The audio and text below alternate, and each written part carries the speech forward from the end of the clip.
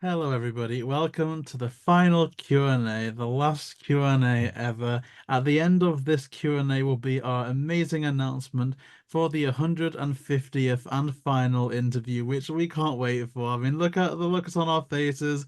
It's a good one, so you don't want to miss that. Do stick around to the end. I am, of course, JB, and joining me is Millie. Hi. We have Sophie, Hey. and we have Dan. Hi. And yeah, we've got a lot of questions now. We've got a few that are the same, so if we do miss any of them out, as much as I want to say we'll do it next time, there's not going to be a next time. But if there's any last comments, I guess this will be like our penultimate video forever. So drop any comments down below and we'll get to them in 5 to 7 working days or something like that. Because well, I'm not checking the channel every day after we retire, you know what I You can mean? take a week holiday. Yeah, take a Yeah. week holiday. Take a week holiday. So, Millie, as the MC for the day, the Millie of ceremonies, what is the first question? Okay, JB, we're starting off with your answer first. Are you ready for the new series Mystery Machine? The new series Mystery Machine. Well, like that go-go. I'm ready for it, as ready as you can be. It's like one of those things where it could either be good or bad, and I gotta watch it to find out. So yeah, I'm ready for it. Sophie, what about you? I'm not gonna lie, I've got no feeling towards it. Like, I've got no hopes for it, but like I want to have hopes for it. So I'm gonna see when it comes out. I'm not gonna make any judgments, any assumptions, but I hope it's gonna be good if anything else. Dan, what about you? I really don't quite understand what we're talking about. Is it that new like anime one or Yeah, something? the Is that the one we're talking go-go about? mystery machine. Go-go gadget mystery machine. Yeah, I guess I'm ready for it. I mean, I'm just ready for some more like new Scooby content. It feels like it's been ages, but I don't really have any strong feelings, but it might work. So yeah, but I'm ready just for something new Scooby wise. Yeah, I think it's always good to have new Scooby things coming out. I think it's just a sign of hope for the future. I must admit, I'm somewhat bitter in that I know what projects I really want to see, like Haunted High Rise, but it's just good to see that new things are coming. So we'll see what it is, and it'll just be good to see that Scooby content is still coming out. Next question is, do you prefer green or red shirt Shaggy? So we'll work in reverse order with this one. I have to say I prefer green shirt Shaggy just because there's so much more of it to enjoy. I think just generally speaking, there's just so many projects that Green Shirt Shaggy is absolutely amazing in. I love all the live actions and things like that. And the red shirt Shaggy we just didn't have for long enough. Dan, what about you? Yeah, I definitely prefer green shirt Shaggy. I mean, green is my favorite color, but I remember when I first ever watched like The Reluctant Werewolf in the girls' school. I did think at the time it was pretty cool that Shaggy had different outfits on, but I think when in the cyber chase when the red shirt Shaggy was alongside the other gang, it just clashed horribly. Like when you see the gang standing together, they all look so perfect when he's in the green shirt. The red shirt just threw the entire thing off. So maybe when he was by himself, the red shirt's fine, but no, green shirt Shaggy all the way. I guess for the purposes of Cyber Chase, it was good there was a point where it had a red shirt. Otherwise, it'd have been a Velma Yeah. situation where it's like, wait, which one's which? Because you both look the same. Because Velma's just never looked any different. Sophie, what about you? No, yeah, I agree. Green shirt, Shaggy. Yeah, I think like Dan said, when the gang's all together, for him to have the red one, he doesn't stand out, but the green, they all have different colour palettes, so it's just perfect. So green all the way. And JB? So I'm gonna prattle on again. I always prattle on. I prefer green shirt Shaggy, but because red shirt Shaggy was restricted to a particular era that I remember specifically from childhood, there is a level of nostalgia with red shirt Shaggy for me that I don't feel like it would have been the same if red shirt Shaggy had been like restricted to one TV show or every other movie or every 3 movies. So I prefer green shirt Shaggy. But Red Shirt Shaggy does have the nostalgia factor. That's very true. For the next question, why didn't they cast all the monsters' costumes at the Thai Criminology Museum in Scooby Doo 2? I want to say it's probably sort of like a time constraint. You wouldn't have been able to establish all them characters, and everyone's got their own favorite villain that you'd probably want to see worked on a little bit more. But for me, the tar monster in that movie was terrifying. Just the way that it could get all the gang at once and stuff like that. Like, I think in order to establish the characters we had and the villains we had, a few needed to be cut back. I'm sure there was probably concepts for them all. I don't know if anyone wants to jump in on that question. Yeah, Yeah, same time, wasn't it? Yeah. I think probably. Oh, sorry. So I was going to say it probably was just a budget issue, like a bit like in Cyber Chase, where you only had a few of the villains appear at the end. It would be impossible to animate them all. That's very Yeah, true. I guess commitment as well. Like, if they'd cut out so many before it even started to record, it's probably one of those things where they were like, we need to test it out with a couple, like with a handful of them, and not just go full on. So maybe that. But personally, I just think we could have done with one shot of those practical monsters. I know exactly the scene as well. It breaks my heart with that scene, the flying pirate ship above. And there's a concept of this, of all the different monsters running between the cars from a distance. You didn't need to do that much CGI with like Chickenstein, but just one shot of Chickenstein and the Ozark Witch and the Creeper just running in between the cars before the tar monster takes over. Oh, mate, I would do so much for a cut of that part there. That would be amazing. So, oh, I wish they'd done it. I wish they'd done it. That's the one scene I'd have used them in. I've just read the next question. I'm really quite excited about this because I feel like I'm going to be controversial right up until one of the last videos here. It says, who do you think would be better regulars, the Hex Girls or Crystal and Amber? And I can confidently say the Hex Girls because until we started doing the channel, I didn't know who Crystal and Amber were. And I still don't like that movie very much at all. So, the Hex Girls. Sophie, what about you? But it's going to be obviously the Hex Girls. Amber and Crystal are good additions, but they aren't the Hex Girls. You know, we all know who they are, but Crystal and Amber are a little bit forgettable, unlike the Hex Girls. Like the Hex Girls are the Hex Girls, and I think I've mentioned in the past, I'm not one for like love relationships within the gang, and like it wasn't complicated with the Hex Girls. They were just there, they were cool, and they're great additions to the cast. That is very true. Dan, what about you? Which do you prefer? Yeah, no, I would definitely say the Hex Girls. Like, I think I like Crystal and Amber, but I think they're quite. I don't know. I don't exactly know what they would do if we kept on seeing them more regularly. Like with the Hex Girls, we see them all the time, and they manage to like change it up a little bit. But with Crystal and Amber, and you also got the fact that they're aliens, and the Scooby franchise seems to be trying to shy away from real stuff. So I don't know whether they would have to retcon Crystal and Amber. Then what's the point of them? So no, the Hex Girls definitely.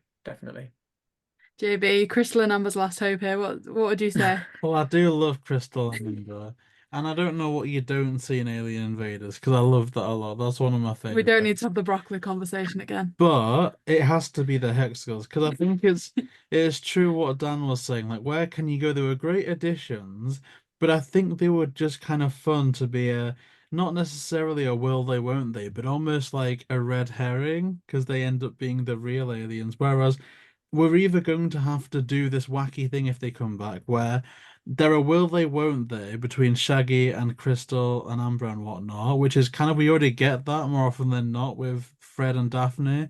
So it's like, why do we need two of that? Or if they are going to commit to a relationship, then Crystal and Amber will just be reduced to Shaggy's this or Scooby's that. So they'll just be spare parts as opposed to part of the functioning gang. And because each movie basically resets, it's one of those where it's just going to be the same thing every single DTV. The only instance where Crystal and Amber, I think, would work again is if there was some type of serialized show like Mystery Incorporated again, then maybe do something there, but it has to be the Hex Girls all the way. I can agree with that. That's good. Okay, so next question, Sophie, I'm putting you on the spot first. What is your favourite Scooby Doo movie? There's only one. It's the best movie. Yeah. Okay. You've been down this road before. It's Camp Scare all the way. I don't need to make a case for it. It's the best movie. If you want a case for it, go watch the Camp Scare review because it's just the best movie in the world. Thank you. Dan, what about you? Yeah, so in terms of Scooby Doo, it's a bit like in real life. Like I have a list of films that I think are legitimately good films, but then I've got my favorite films, which are like I can acknowledge aren't the best, but they're my favourite. So my favourite Scooby film in terms of I think it is legitimately good is Zombie Island, which I know is a bit of a cliche answer. But in terms of my favourites, it's a toss-up between Curse of the Lake Monster and Gourmet Ghost, which I can acknowledge they're not the best, but for me, they just have that They're factor. I mean, I can massively see the appeal of the Gourmet Ghost. For me, it was like an era of Scooby where we needed something that made you feel comfortable again, that was kind of like traditional Scooby, and that movie was it. That's exactly what it was needed at the time. Mine, I feel like I can't differentiate between these two. It has to be either the Witch's Ghost or the Loch Ness Monster, and they're both right up there at the top, and I'd really struggle to choose between the two. I'm trying to think if I can, and I actually don't think I can. I think on nostalgia alone, The Witch's Ghost is my favourite by the tiniest of margins, but they 100% would, if I could only ever watch two Scooby movies again, they're them. And JB, I don't think anybody that's watched more than one video in this series needs you to answer this question. No, it's so much the 2002 movie. There's nothing more I can say. Like I just say in every single Q&A, it changed my life. It was my canon event, and now my best analogy to keep it current. There's an episode in the new series of Doctor Who where music disappears, and they're like, "Well, what's going to be the ramifications of this?" They time travel to the present, and everything has gone to shit. Everything is miserable. Everything is dusty. Everything is gone. And to me, that's like if the 2002 movie didn't exist, that's what I'd imagine the world would look like. Because I just, oh, yeah, I can't. It's everything. It's going to be the last movie I watch before I drop dead. I guarantee it. Okay, so Scooby aside, the next question is about what is your other favourite shows? No, so what Scooby is your favourite show? What else is in your personal top 10? So I guess thinking of 10 series but each is probably going to be a lot, but throwing two or three out there. JB, what other series are you enjoying at the moment? What, like, favorite of all time? Yeah. Oh, Lord. So obviously I do love a bit of Docky Who. That's always something that I put on. Actually, I always can't think with these because like what other TV shows do I watch? We watched The Jetty recently. That has Jenna That Louise was very Coleman in. That was a bit weird. Mm. And then you try to show it to your Yeah, because parents. it said if you liked Happy Valley and they did. And then it Yeah, was a bit then weird. Like it wasn't quite what I think they were hoping it would be. thing is with Millie, you can't gauge. Like I try to, I let you put. Okay, your parents are coming over. Let's watch Anyone But You on. Yeah, and you go, oh no, that's a bit too weird. You put The Jetty on, and some of the scenes, it's like. I turned it off. So yeah, so that was going on. TV, obviously Scooby Doo Mystery Incorporated, but I guess that's kind of Scooby Doo related. Oh, The Office US, that's a bit of a comfort one. And the UK one as well, but there's only 2 seasons of that, so it's less bingeable. I think that may be me. There's like cartoon classics, obviously. Like I watch all the Ben 10 series.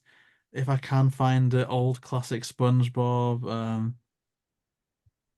Gosh, I think that's me, you know. I'm a creature of habit. I pretty much just watch the same shows that I did when I was a kid, and that's it. I'm hesitant to try anything new.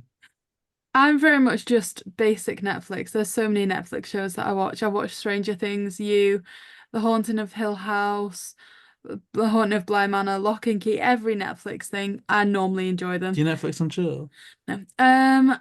Growing up, anything Disney, Disney Channel, Hannah Montana, Wizards of Waverly. I was such a Disney child growing up. I used to love all of them. And I know we said not Scooby, but on the topic of Four People and a Dog, I used to love Famous Five. The Famous Five shows. I don't know why. My brother grew up on them, passed the DVDs and videos over to me, and I used to absolutely adore them. Dan, what about you?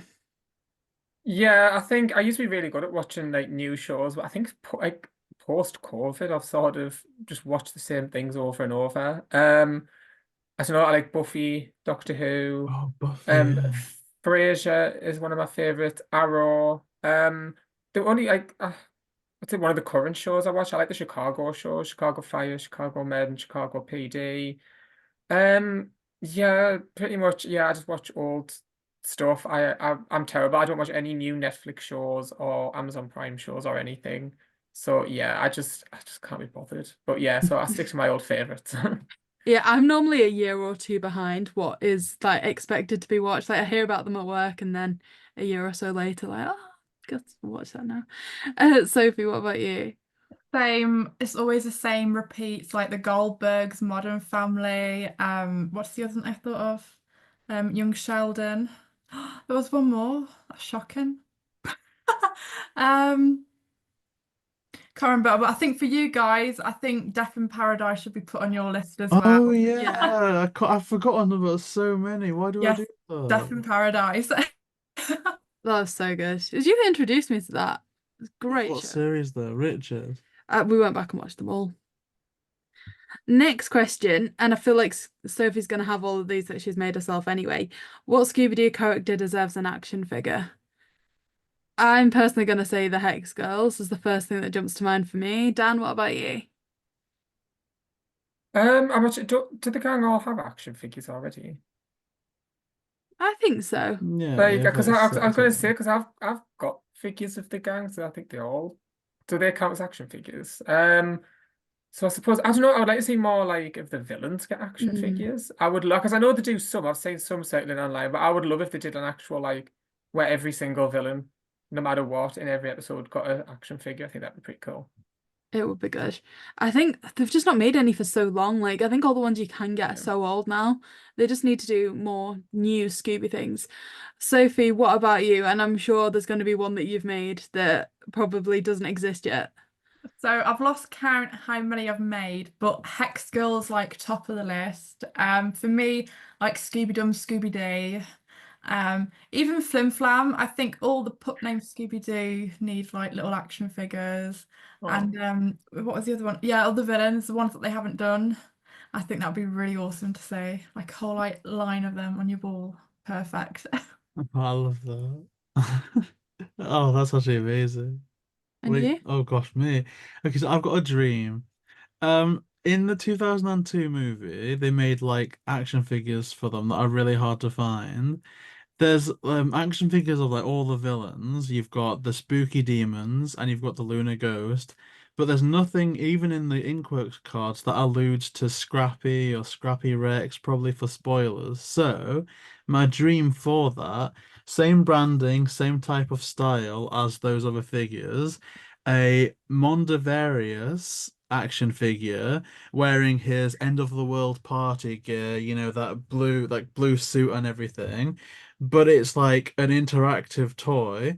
You pop a button on its back or something like that, and the chest pops out, and a little Scrappy is like contained within the chest area.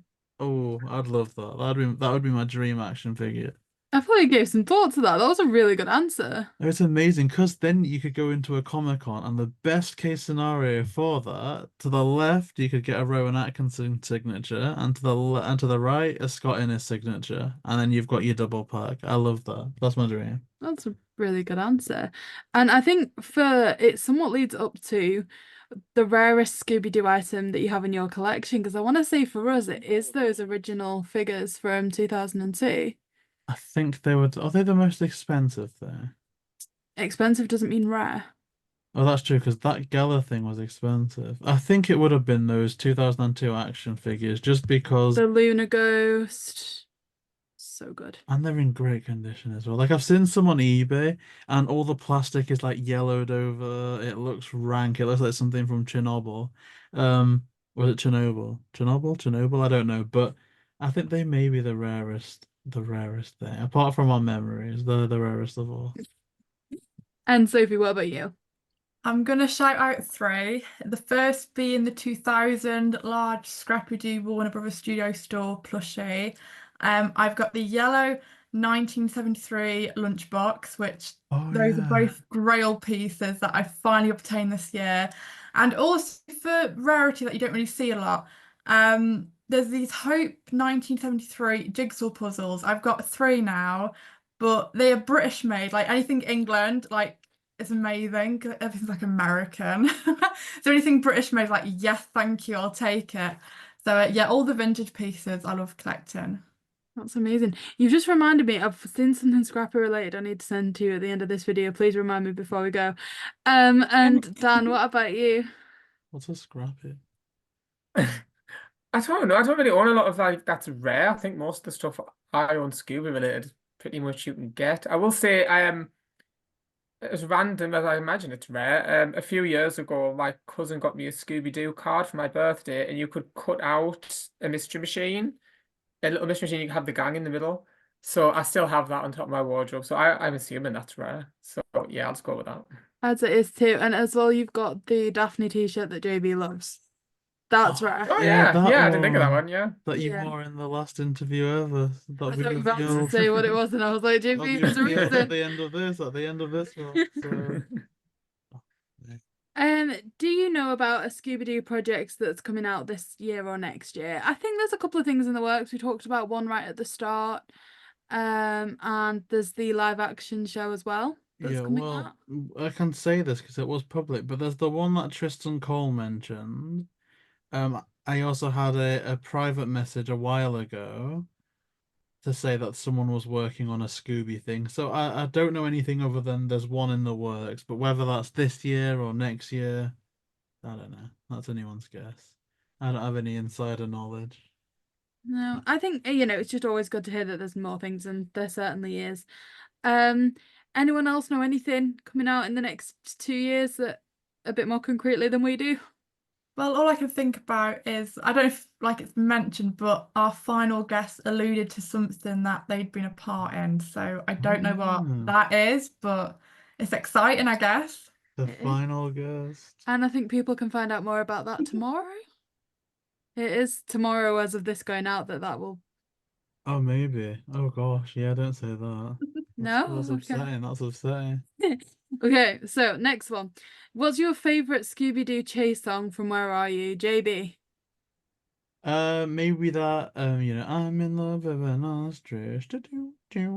Or yeah, I think that one or the ostrich one. Dan, what about you? The one that's just immediately popped into my head was I can't remember what episode it might have been from the caveman episode, where it's like maybe something. Oh, I think I can't think I'm of it gonna off have the to top of my head. rewatch. I'm sure there's a that says maybe something, and I don't know, it's really funky. You're doing better than me. There's a reason that I'm asking everyone else this question first, because I'm hoping you refresh my I already memory. know yours. Sophie, what about you? I was going to say the same as JB, but I either know the name of the song, the lyrics, or who sang it. I can't give you all three, but the one with the Dr. Hyde villain and the caveman, like Dan said, and who was the other one that I thought of?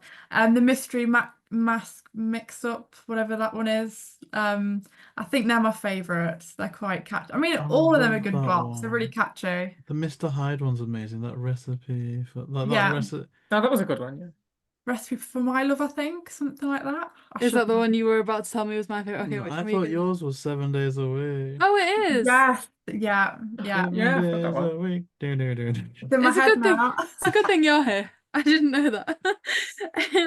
Next question. How old is all the Scooby-Doo characters? I feel like this somewhat changes, but also somewhat remains consistent. Like if you want to talk about a pup named Scooby-Doo, it's an entirely different answer to the Loch Ness movie, for example. I think there's a box of characters that we have that gives an age on the back, and it says everyone's either 16 or 17 except for Velma, who was 15, I think.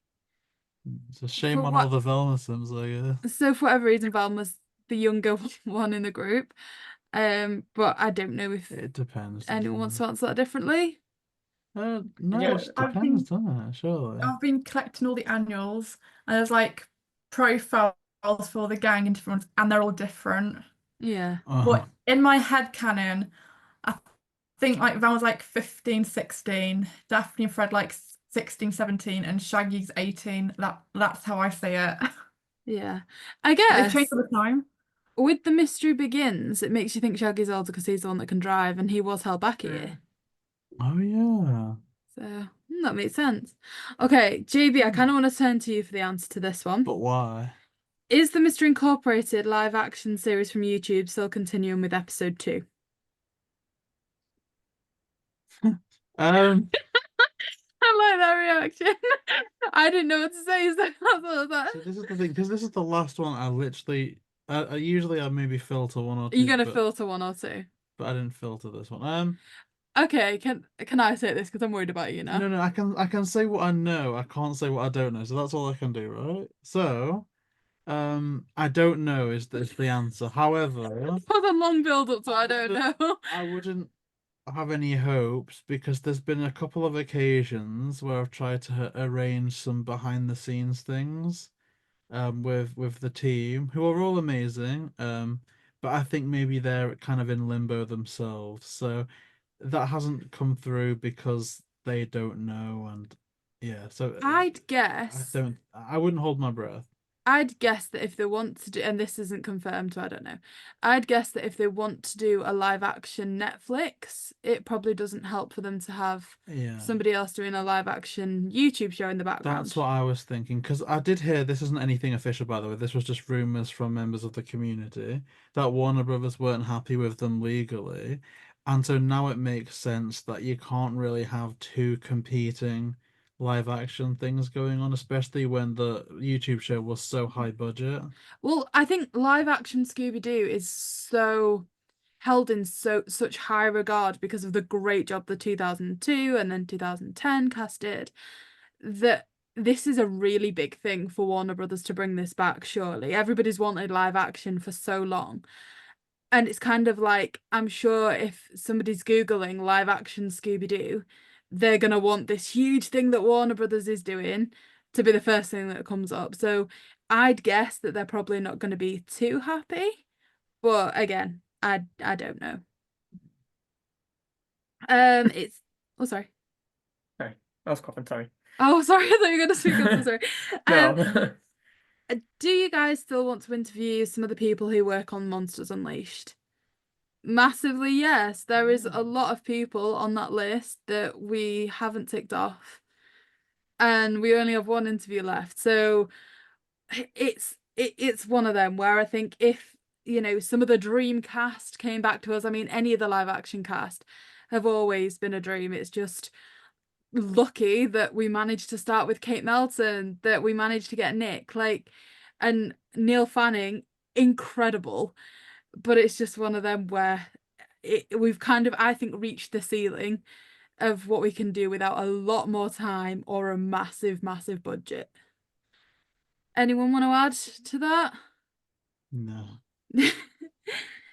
Who do you think was the biggest? Who do you think was the best guest?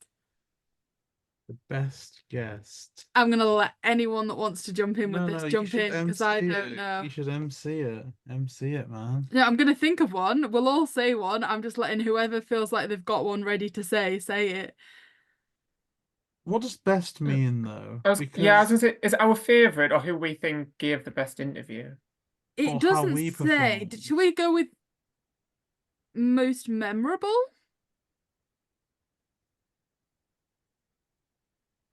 Well, look, I've got okay, I'll let you well, go. no. My policy is that the best one for me, my favorite one, is always the last one that we've done. That's been my philosophy. That's why I didn't get lazy between 60 to 61 or 120 to 121, because it's always exciting. So I suppose that would be interview 150.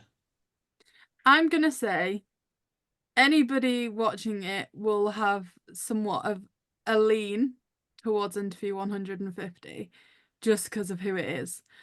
But I would say that that would be overlooking an awful lot because there's just so much that There's you too can many go to at. choose Like, from.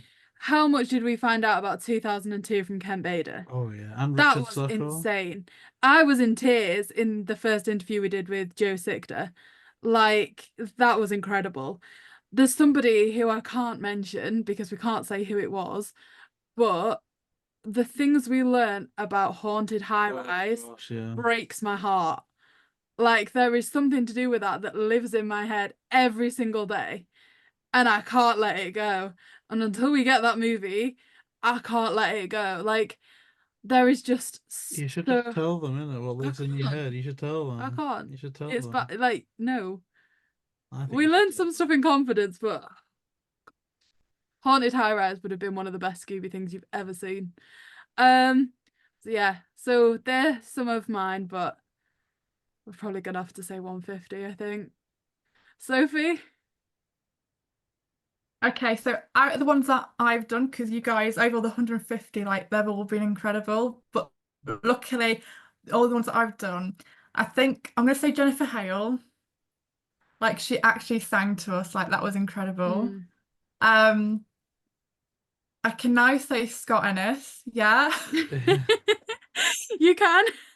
It comes out after.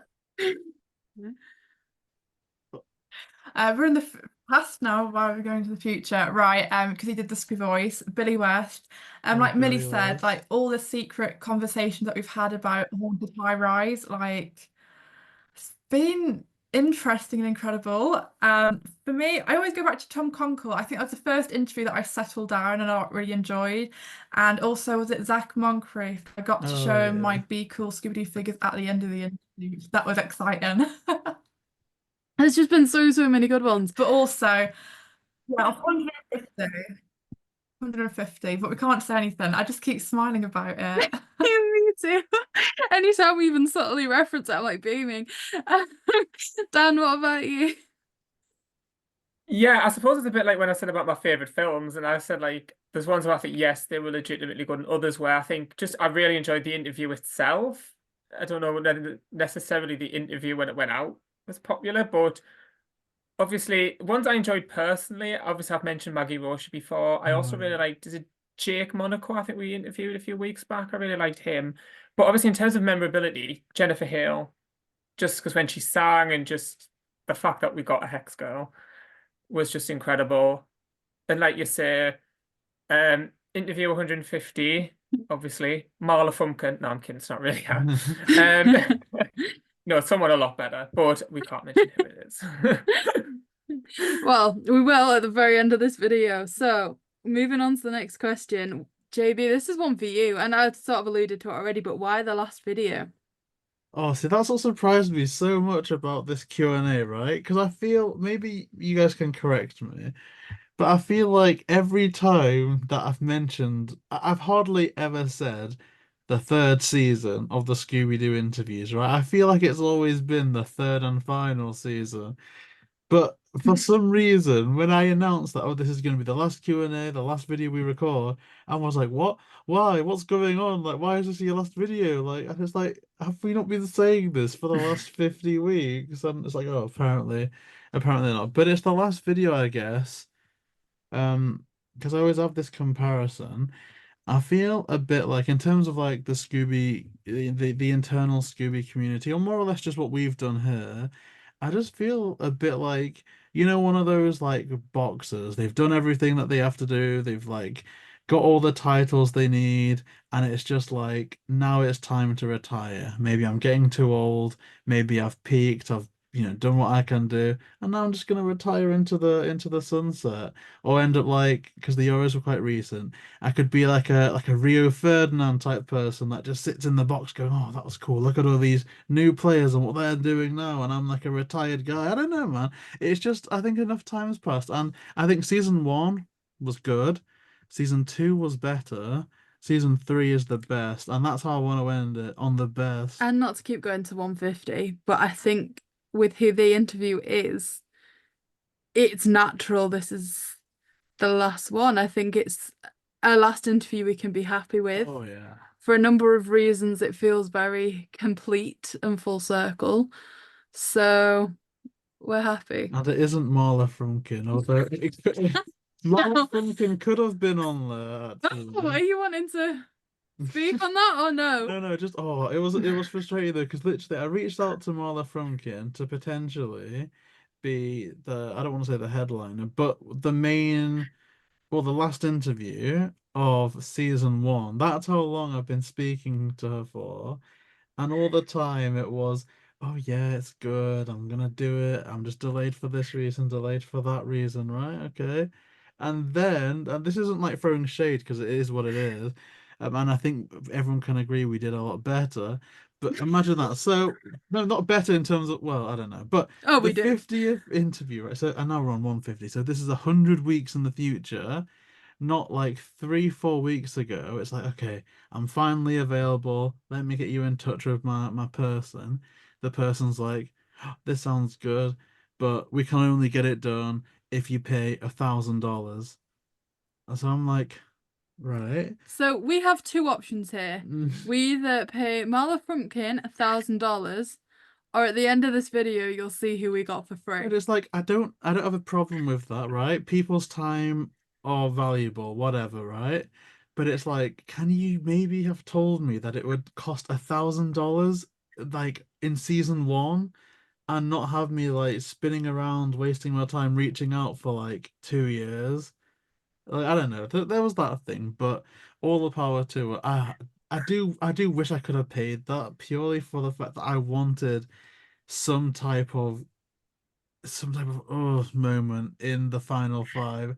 And I know how I would have done it as well. I would have done it like a mystery interview guest reveal. There's this meme clip of her online where she's doing like this jarring Velma voice, like, what's going on? And that's how I would have introduced it before finally revealing it. Like, it's darkness, what's going on? And then I had it planned out. I think it would have been good. And yeah, I think there's a few people for the final five that when you see who 150 is, if I was some of the people that I'd reached out to, I would be having a stern word with my agent or my go-between saying, really? I could have been like the one before this one, like. But yeah, that's the one that no bad will, obviously, because we did still do amazingly. But that's what I wish I could have just paid $1,000 and just had that reveal, just because I think it would have been hilarious. I wouldn't have let you. I I can tell you that for nothing. But I just think it would have been funny, you know. I think it would have been a good Nah. interview. No. What are your hopes for the Netflix show? I'm again just gonna leave this question open, but I think it's quite exciting, the prospect of the live action coming back. JayBee, edit this out if I'm not meant to say it, but when we last interviewed Neil Fanning, did he not publicly mention an interest in the show? No, yeah, I did. I'm just kidding. You scared me then. No. Yeah, that's what I want. Because he'd said it on one of his Instagram comments or something as well, hasn't he? That I want he'd be really cameos. interested. Yeah, Me it's all too. good.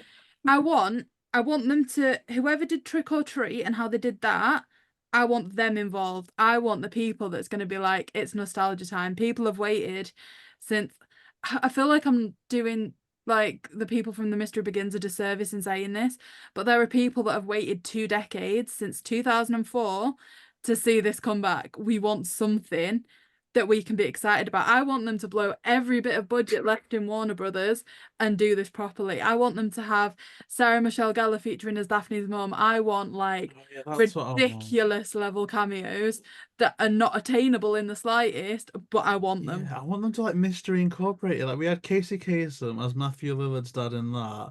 I would love to have like Matthew Lillard or Nick Pilatus as the dad of like the Shaggy of the live action. I think stuff like that would just be. I'd love it. Good.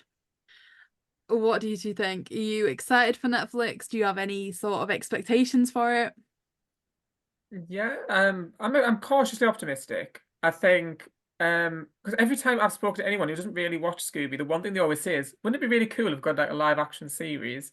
But I think the casting is going to be crucial. I feel sorry for whoever is going to get cast as Shaggy, because I think Matthew Lillard was perfect, but I think Nick Pilatus was perfect as well. And that's the one character you have to get right. Because I don't know what they're doing with Scooby, whether that's going to be like a real dog or CGI. But the casting's going to be interesting. I really hope they don't try to like mix it up and be controversial just for the sake of it, just to get headlines. Because I think a live action cast is going to get headlines anyway. I hope they don't just go ridiculously off kilter with any of the castings, just purely for the controversy. And I don't think that would be fair on the actors, the cast. No, and I think you just made a really good point there as well about Shaggy, because that is the epitome of Scooby, really. Like Matthew Lillard, when he did Shaggy, he barely had anything to act for in the live action. There was nothing there. I feel like Scooby can only be as good as your Shaggy is, and so it needs to be right. And for live action so far, they've not got it wrong. Like them two are phenomenal. Like obviously Matthew Lillard's still been the voice of Shaggy, and Nick was just fantastic, because they were some big shoes to fill. Sophie, what do you think about the Netflix show? Are you excited? At first, I was surprised by my reaction. I was really excited. Like, usually I was like, oh, here we go again. But no, I was really excited. I think if they can pull something off like, Stranger Things, Riverdale, something like that, I'm all here for it. Like, yes. I know we've touched upon it, but like not copying, but the direction and like the feel of the Mystery Incorporated YouTube series, like that was really cool. Like I think that's how I think a Scooby Doo live action should be. Just as long as it's not Daphne and Velma. Oh I gosh. think if it goes past the bar, we've succeeded in anything. Just to go above Daphne and Velma, and yeah, I honestly was forgetting about Daphne and Velma even being a thing you when we were can't talking forget that about live movie. action. I tried, God believe for me. life. There has been a lot of hard work going into removing that from my memory. I think we should be involved in the live action series, you know. But just for like the sake of reference, like what we were saying about the YouTube series earlier, for all I'm saying, like I don't think Warner Bros. Will be happy for X, Y, and Z reasons. It was good. I really enjoyed that first episode, and I'd love to have seen the full series. I can understand why Warner Brothers were a little bit more than just this is fans trying to enjoy Scooby, and a lot more this is something we need to take seriously because it was good. So yeah. Next question. Not sure anyone's got an answer for it. Not too sure why it was asked or who it was by. If you could date another YouTuber, who would it be? Myself. Okay. I've got nothing to contribute That's to this it. question. Just myself. No, can't think of anyone. Any channel regrets? JayBee, this one's predominantly you. Other than not paying $1,000 for Marla Frumpkin, is there anything else that you regret? Can I be honest? Oh gosh. Oh god. Okay, so I almost want you to whisper this first so I know if you can say. I know the reason why it took so long, why it went so long, is because I don't. Wait, are we still on? Are we still recording? Wait, yeah, I guess no. we're Well, Just edit that- bits. We can edit bits. Oh, what I say out. You can cut anything I say out. I don't shut the fuck up. So that's the thing, right? You put that out now, right? Or leave it in. People will ask what you'll miss after you're gone. Is there one thing about doing the channel you won't miss? no, see, just the workload. It's not like a difficult thing like hours wise, but I think people underestimate keeping up with a weekly schedule. It's not difficult, but it's just like if it gets to Wednesday, Thursday, and you've not recorded anything, like the level of kind of like fear from that is a bit much. That's about it. I'll miss everything else. I think that was it. I think the kind of thing that you won't miss the most is just the schedule that was attached to it sometimes, like the times where you'd need to record in the early hours of the morning to make sure that it was fitting with time zones, or the times when it was, oh my gosh, I really need to speed back from work, otherwise we're not going to be in the Zoom in time. Anything either of you two won't miss about the channel? Because Yeah, me messaging. I was gonna say, like, just the it's a messages shame I from live it. with you because I wouldn't be missing you at the end of this. I believe in this video and we'd separate ways. Like, it's done. What, like in the start of 2002, Yeah. you quit? Yeah. Just for you, I still want to speak to Dan and Sophie, but it's just you. Yeah, but friends don't quit. Not your friend. I'm kidding. I'm kidding. Oh, Anything at all that stands out to you two that you won't miss? No, I can't think of anything. Being nervous. Oh. It's like big names, Yeah. or like you don't know how it's gonna go, or someone. I think for me, this is also a regret for me, the Bob Singer interview. I was just like a nervous Oh. wreck. Like I couldn't actually speak to the guy. It was so embarrassing. Don't go and watch that episode, whatever you do. But yeah. Because JB's throwing me under the bus, I kind of want to do the same thing to him. I've already done it, and Interview you told me to cut it 150. out. So Interview 150. Did you see what you were like after you rewatched them entering Oh, the Zoom? no, I didn't. But everyone knows I was so like, I was convinced up until even now. I'm not like, is this real? Did it happen? There's 3 You were. interviews where JB's not known what to do when someone enters the Zoom. Kate Melton, Nick Pilates, Oh, I knew what to do with 150. that one. It's just Yeah, Other yeah. than that, you've been very calm and composed. You've done really well. JayBee, this one's on you because you do the channel schedule. Why didn't you do a video for Pride this year?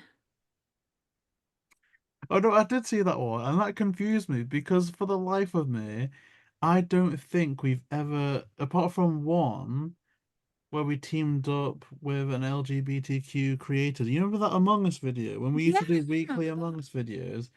I don't think we've ever done one. Although, actually, We normally do a post. this was going to be the year I did a Pride video, and it was actually because this is another one that I've been pursuing for such a long time. The Myrna Velasco one that just went out like a couple of weeks ago. Of course, Coco Diablo, the love interest for Velma. Literally 2 prides ago, the pride after Trick or Treat Scooby Doo came out, I wanted that to be like the last interview of June to celebrate the Pride month. But each time it just didn't work out. And this is the closest we've got, but yeah. Okay, that's another regret that I had. I always recycled the same rainbow flag for the background of the Pride Month post. And I'm like, I know that I'm not going to change the world by posting that. The thing that I like to do is it's like if you follow this account and you're homophobic or anything, this kind of just scares you away. Like it kind of filters out all those people. But my one regret is not updating that with like the new flag. So that's my another regret. I can keep that one in. Maybe you won't let me cut that one out. You can keep that one. You could have kept the other one. It was just I could really it in just- between you going, oh, you're cutting that out, you're cutting that out. No, it I just just seemed maybe I just- got mixed messages. just some I don't know. Yeah. What's the worst movie you've ever watched? And I've got two I want to throw straight into the mix. Daphne and Velma and Mystery Map. Oh, that's well nasty, that is. I saw Sophie had posted the 11th anniversary of Mystery Map. I was like, oh, I don't acknowledge that sorry. one. I was like, oh, she acknowledges this one. I don't. I forgot about it. No, I don't, but I've been doing all the anniversaries, all the movies, like any media piece to a Scoob, so I just had to do it because I had to do it. I didn't want to do it, but I had to do it. There's a difference, a big difference. There is. You had to force yourself to do it. But I remember first watching that movie, and you know how there's the bit where you think it's finished and then it hasn't? I was devastated. I was so upset. I'm not gonna lie, I didn't watch after that part, so I've never actually got to the end of it. So like, no spoilers, but you can because I'm not gonna watch it. Well, Sophie, what about you? What is the worst movie you've ever watched? Yeah, Daphne and Velma, like that's all I've got to say. It's terrible. I want to cry every time I watch it. No, it was Oh. bad. No, I've got no words. That's all I've got to say. Daphne and Velma. Dan, what about you? Yeah, probably Return to Zombie Island would Yeah. be the worst. I was about like to I say I said, was impressed that Happy had been mentioned Halloween, sooner. Happy Halloween. No. Happy Oh, Halloween, but- Scooby Doo. We said we never talk about it again. That's why I didn't play it. Yeah, I see the thing with the Happy Halloween. I know I didn't like it that much on the rewatch, and I don't really rate Daphne and Velma or the Mystery Map. I mean, Mystery Map I just watched to be a completist. I was like, I don't know why that exists. But I don't necessarily hate them. I just think they just shouldn't exist. But Return to Zombie Island, that literally made my blood boil when I was watching it. So yeah. I actually don't even remember watching it. There's certain things that I tried to remove from my mind. That was one of them. I actually can't remember what happens in it. I just know I'm never going to go near that DVD ever again. JayBee, what about you? Worst movie? I don't think I've disliked a movie that I've seen from memory. Kiss Rock and Roll. I don't know. What did you say about that movie? Well, I tend not to watch things that I don't think I'm gonna like, and if so, I kind of delete them. The only time that I remember recently that I've had like a controversial opinion is when the world was going mad about Saltburn. Like, that was trending. I watched it and I'm like, what is this? Like, it wasn't something that annoyed me. It wasn't a bad movie. It's just, I'm like, how did this go viral? This Oh, is... you were so annoyed when I made you watch it. Yeah, I wasn't a fan of Saltburn, but that's the only movie I remember going, huh, maybe I've got a different opinion to a lot of people. What do you really think of the Primus series drama? I think it sounds really interesting. I think Oh, we can say this now, actually. We can. Yeah, what can I we can say? give What my can we thoughts on say? it because we got access to it and it said review embargoes lifted on the Monday, and this is going out way after that, so we can speak about it. I thought it was okay. It wasn't like something that I would have gone. If this had come out when I was a kid, it would be my favorite thing in the entire world. But I love Myrna Velasco in it and the relationship that her character has with her sister. I almost feel like that was the strongest part of episode one. And then when all the cousins showed up, and that's like the main gimmick of the series, I think it kind of felt a bit less compelling for me. I think there was enough of like, oh, here's, like I said in the interview, here's a coconut girl with largely of the culture family struggling to find her place in the world. How is that going to play out? And I'm like, okay, that's enough of a story for me to latch onto this character. And then it kind of feels like the cousins came along as a bit of a gimmick, and it felt a bit like a serialized episode of Pokemon. Not necessarily a bad thing, but instead of going on a journey of, say, Ash Ketchum finding the Pokemon League, it's here's the Bulbasaur episode, here's the Charmander episode, here's the Squirtle Squad episode. It just seemed like every episode was a like an episode of Scooby Doo and Guess Who, except here's Myrna Velasco. What cousin are we going to show this time? So, yeah, I think it started off strong, but I think the cousin aspect of it was my least favorite part of it, and unfortunately, that's quite a big part of it. So, yeah, yeah, that's my thought. I think it'll be interesting to watch when it comes out, which it will have done when this comes out now. So, next one. What are your thoughts on some of the BTS footage Peter Crosman showed off for the potion scene? Like Shaggy Chick's original head and something not potion scent related. What are your thoughts on the evil masked figure, Jacobo Heather, as the villain from the second movie? JayBee. Jacobo, I think everything Peter Crosman shared has been Groundbreaking. good. Again, my only like kind of I wish I could have stuck around for this is to follow up with Peter Crosman again and Matt Diesel. I think that's something that a second interview was set up at the time. It just couldn't come into fruition before we left. But again, and I know like Millie, I don't know what your issue is, but I think to other Scooby Doo podcasts, and for all I think there should be a lot more. At the same time, I'm like, for stuff like that, that's groundbreaking. I'm like, that's someone else's story now. I feel like we've done a lot of stuff, and I think it would be wonderful for another Scooby Doo podcast, be that one that exists now or one that will exist in the future, to pick up where we couldn't do it. So a Matt Diesel interview too, a Peter Crosman follow up. I think it would be great to see other shows kind of pick that up. What's the name of the new Scooby one that's just started with Tristan? Scooby Dudes. Yeah. Oh, see, that was a good moment to see that. Shout out to the Scooby Dudes because that reminds me so much of us when we started out because I think they're doing what we were doing, which I know a lot of other podcasts have done this. It's not, but it's where they review every single Scooby Doo movie. And that reminds me so much because that's what we did at the start. And Tristan shared some stuff of like his schedule where it was okay, we're gonna edit this day, record this that day, put this up this day. And if I showed you my calendar from like when we were still in the thick It of was season three, color-coded. like everything was color coded, and it just reminds me so much. So the fact that we're finishing or that's starting up, it does give me a lot of hope for the Speaking Scooby of community. scheduling, do you remember when we did the Animal Crossing Island tours and we had to Oh, record God, 3 a yeah. day? And there were post-it notes everywhere. There were pieces of Like, paper, there was planned yeah, like the questions. island name, the star rating, the dodo codes or whatever. Like, oh man. Like, yeah, this is why we're retiring. You can't do this for too long. My hair's already going grey. Like, I don't know, it's not, but it will go grey. If we did season 4, I'd have died before we'd ended it. Like, I promise you. Anybody, anything else they want to add about the Peter Crosman footage? Okay, let's throw this one out to either Dan or Sophie, just because me and you have talked a lot. What's something that you learned from doing the interviews? Let's start with Sophie. That's a tough one.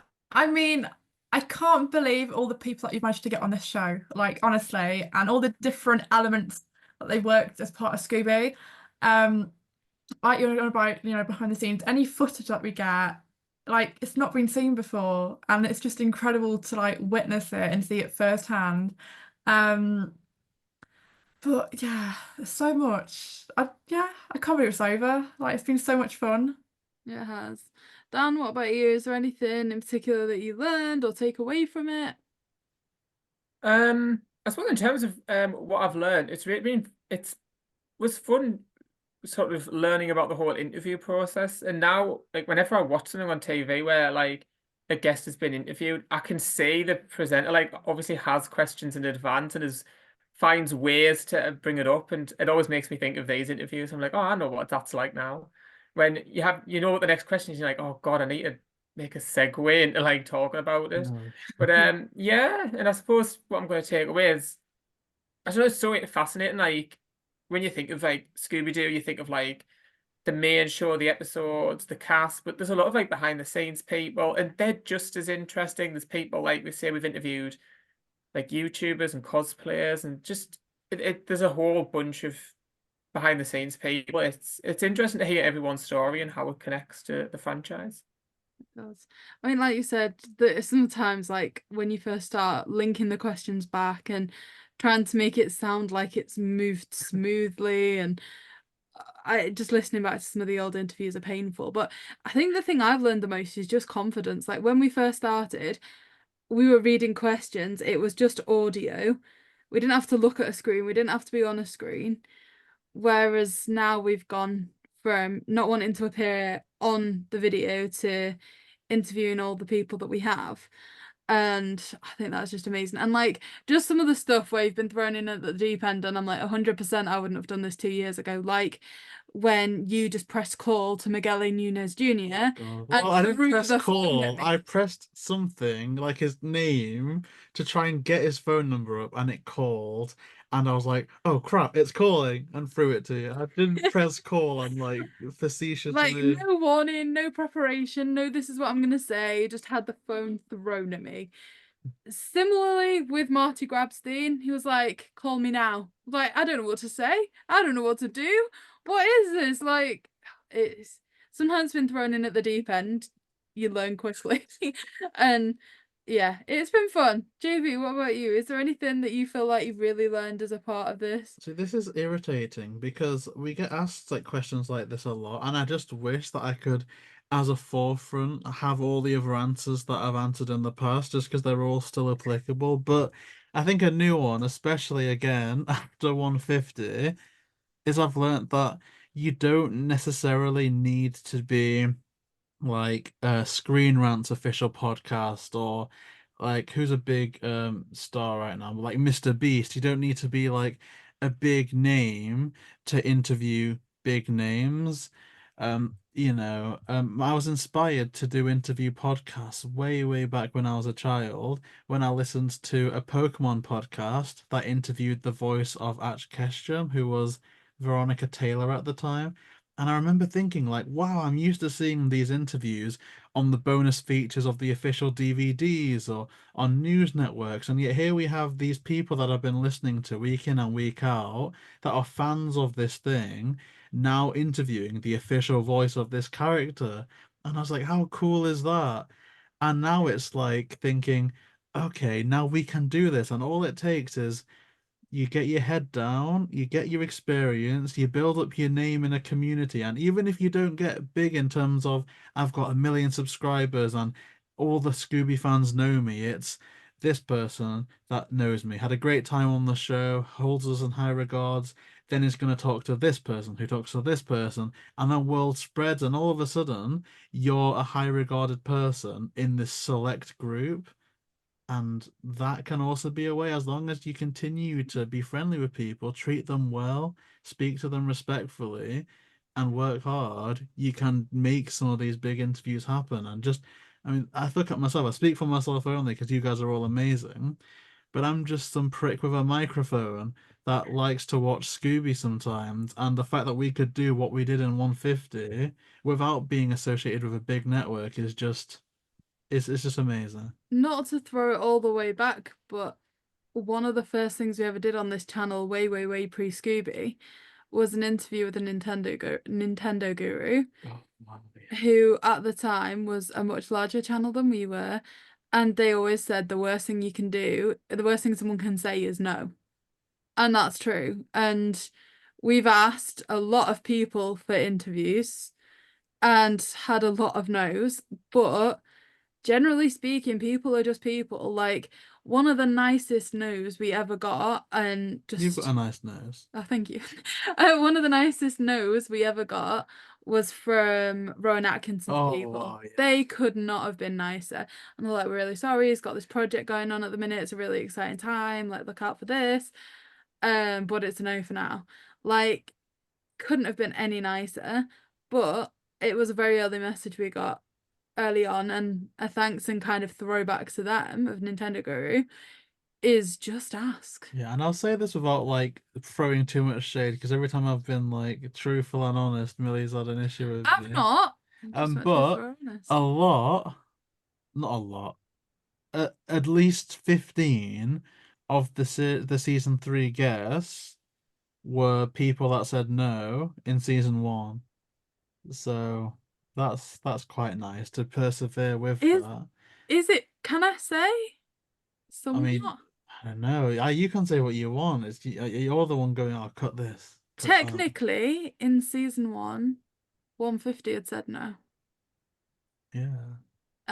We can. Well, I don't know if you want it. There's no I feel time to like- share that, but I feel like we'll get on to that. I guess we can say it after the announcement, right? We'll go yeah, back in. the But Nintendo yeah. Guru was awesome. Yeah, he was so great, and I always remember that, like, he had 7,000 subscribers at the time, and we literally had like 82. He was I'm like sure the push that got we us could past count the 100. ones on one hand that wasn't a family or a Yeah, friend. he got us past that 100 mark, and he was so good. His advice was so good. I'm very grateful for that. I do sometimes message him on Twitter. Now, obviously, I've been off Twitter for a while, but when we did 150, I nearly said the name then. I was like, look, we've done this. We wouldn't have done this without you. Just thank you. But yeah, it's not gonna say that now. But yeah, That's it's really nice. sweet. It's nice. Okay, so moving on to the next one. I'm just going to throw this one out to the floor because I don't know the answer. Will Go-Go Mystery Machine be canon within the Scooby Doo franchise, or will it be its own separate thing at some point, like HBO Max's Velma? Probably. The second one, the probably just be its own thing, I imagine. Yeah, I'd assume so. I think most Scooby things manage to stand alone. They tend not to do too many like Yeah. in-universe links. The next question I love, because I was having this debate with JayBee yesterday. So sorry, Sophie, were you about to say something then? I think No, it was... just the multiverse, yeah. Like every incarnation of Scooby Doo is separate. Yeah. Okay, JayBee. I asked you this, and I also told you the answer. Oh no. If Holiday Haunt and Haunted High Rise came back, would you return to do the interviews with the people that worked on them? At the very least, I have made JayBee promise me that if Haunted High Rise comes out, we are coming back to do a review. We're not. We are. We I never, said. no, we did not. I said Okay, that. we never Okay, said then. that. We never I said did. I that. said it had to No. be the case. You said, would we watch it? And I No, was like, no, yeah, no, we're no. watching it. I said come obviously. back for it. No. I said to you 2 days ago, if that movie ever comes out, we are back. We are doing No, it. we're not back. Yes, we We're are. not back. We are. We're not back. Well, we are. Look, here's the thing. I said this. This is what I said. Maybe you're getting confused. Have you ever heard the saying "Happy wife, happy life"? No, You have. we're getting very confused. I will come back if Holiday Haunt is cancelled. It's cancelled. Is returned, and purely for the fact that we had Michael Korinsky and Bill Haller on the show saying, if any good news happens with this movie, we will contact you, and you can be the ones to present that good news. And so if he contacts us saying, hey, this has happened, will you do this? Then of course it's like seeing something through. It's one of the story arcs from season 1. Okay, JayBee, I'll make an no, agreement with you. I'm speaking it. So that's my thing, right?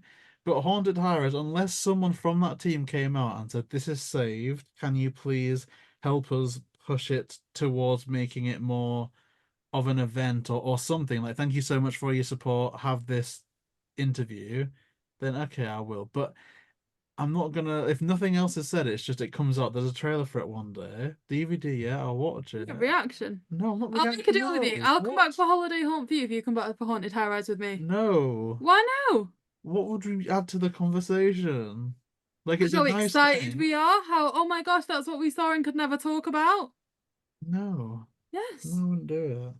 Fine then, I'll just do it with Dan and Sophie. I wouldn't. Yeah, I wouldn't. Oh, it's just I why. know they like haunted high rise. So.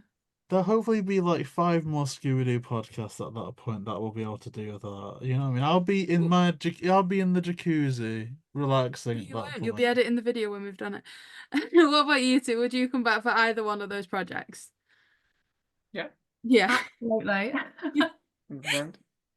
Okay, this is for the Doctor Who fans. Your thoughts on series 14 of Doctor Who?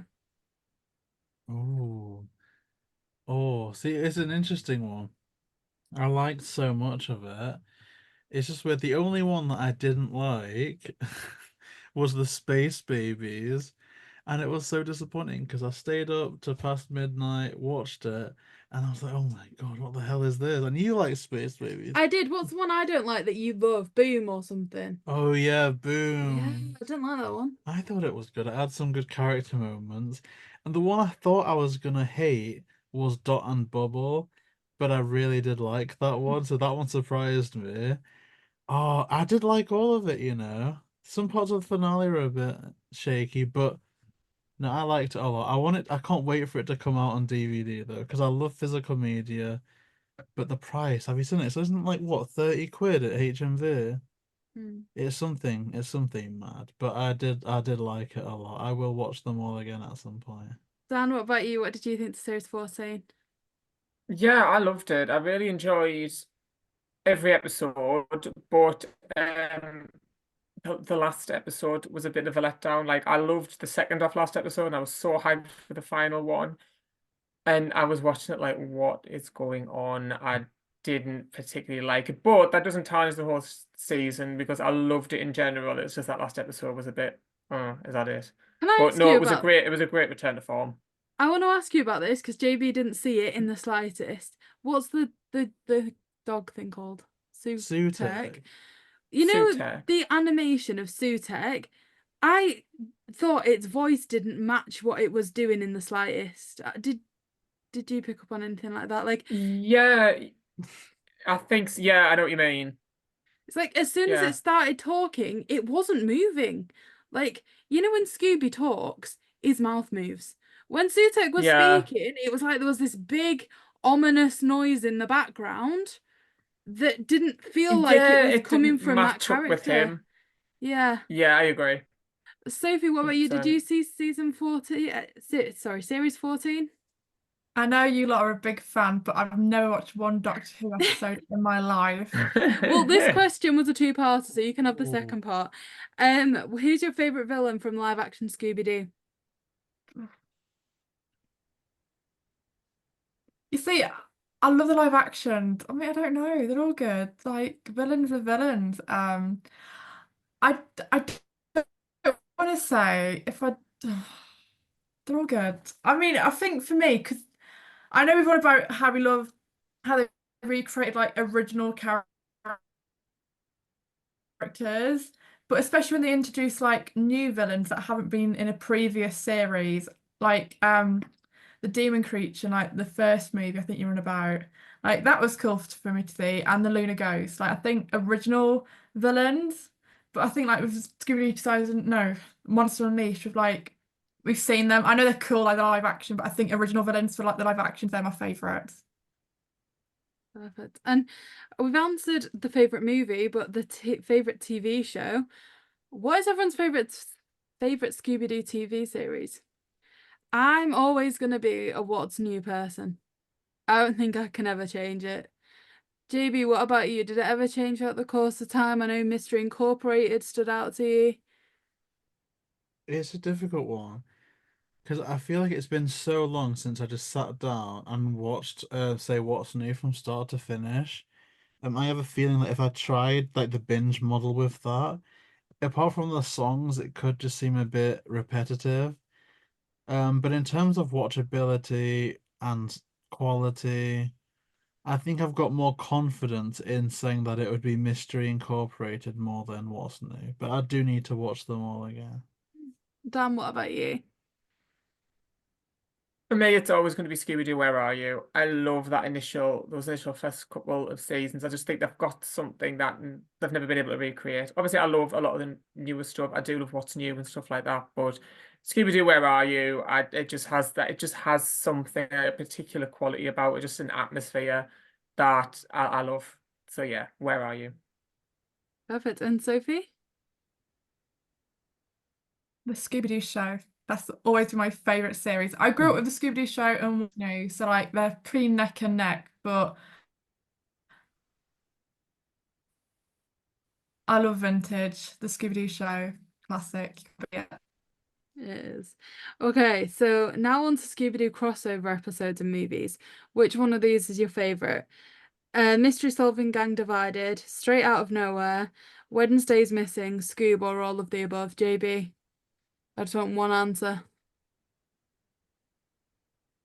I guess Scooby Doo and Courage. I don't think that was a fantastic selection. I think Scoob gets me more emotional than Courage, but I guess Scooby Doo and Courage is just kind of fun. So yeah. I was gonna say Scoob.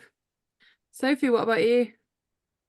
see, I did start to say I'm not a big fan of crossovers. I didn't mind the Courage one. I had higher hopes for it, but it wasn't my favorite in the end. Scoob, I had high hopes for that one, but it was like a Hanna-Barbera multiverse, so it wasn't really a Scooby movie.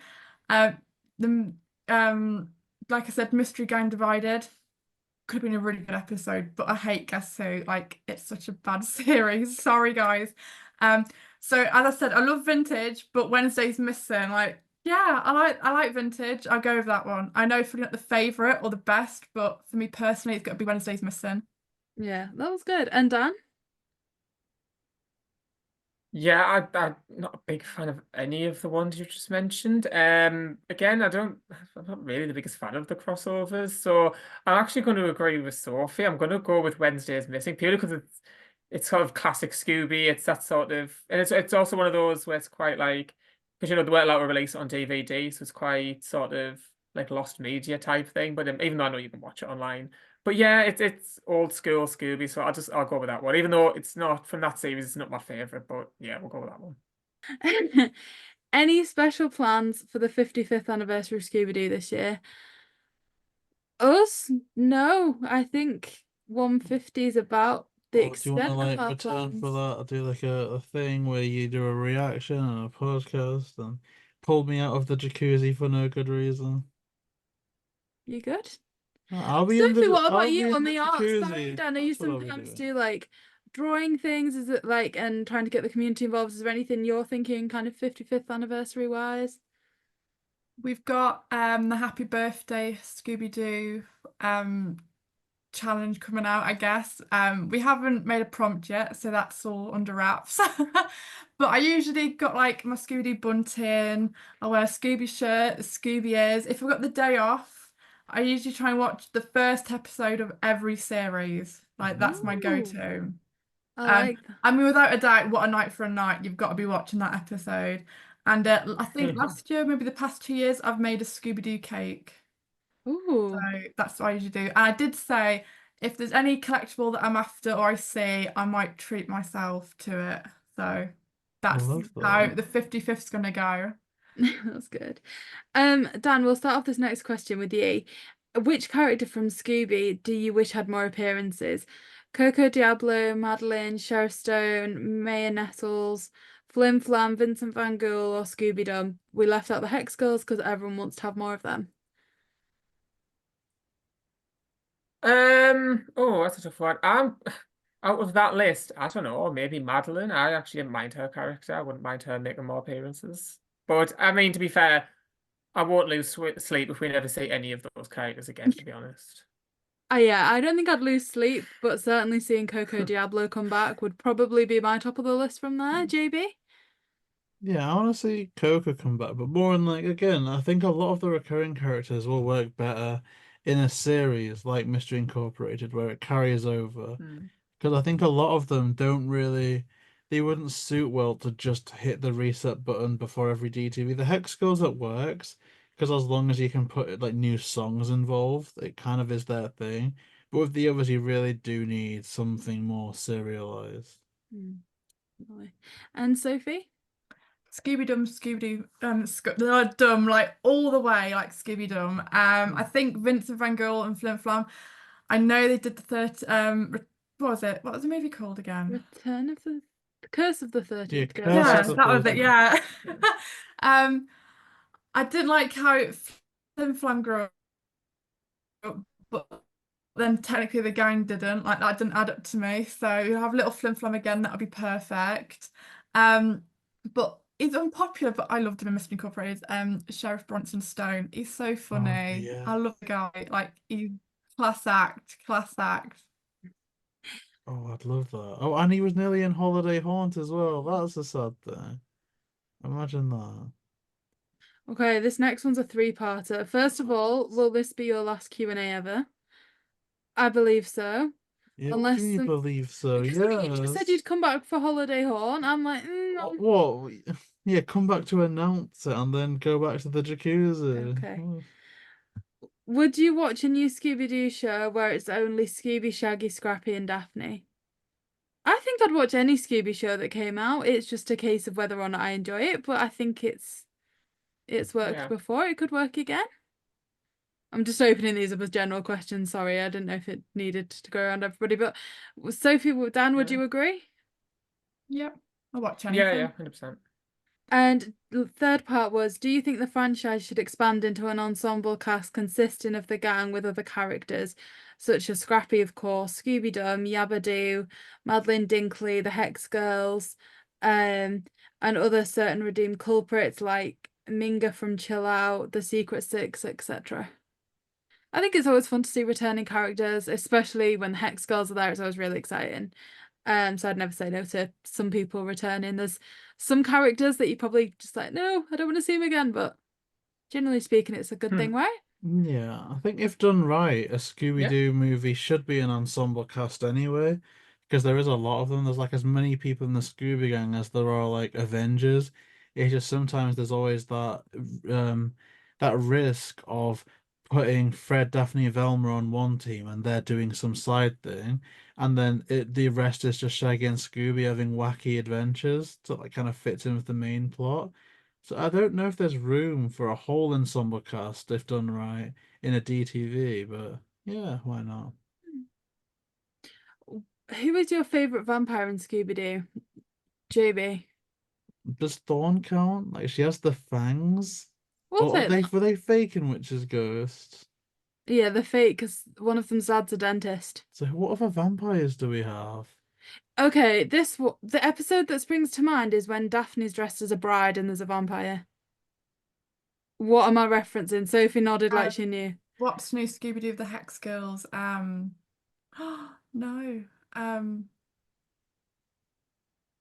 Vampire Strikes Back. We interviewed Jordana Arkin, and it was like a reference to Oh, Star Wars. Empire Strikes yeah. Back. There you go. That was, for whatever reason, when you say I love vampires and that. Scooby Doo, that is the first thing that springs to mind for me. JB, you said there's no vampires. Have you thought of anyone? Legend of the Vampire, Music of the Vampire. I like You want any that. more vampires? I like that Dracula man from The Reluctant Werewolf that goes Shaggy. That one, that Shaggy, that always sticks out to me. So that guy, that Shaggy guy. Dan, what about you? I really like all the vampires, but I think the one that sticks out to me immediately was I think it was Uncle Leon. When they go to the island, and when Daphne's friend hears the ringing, she turns into a vampire.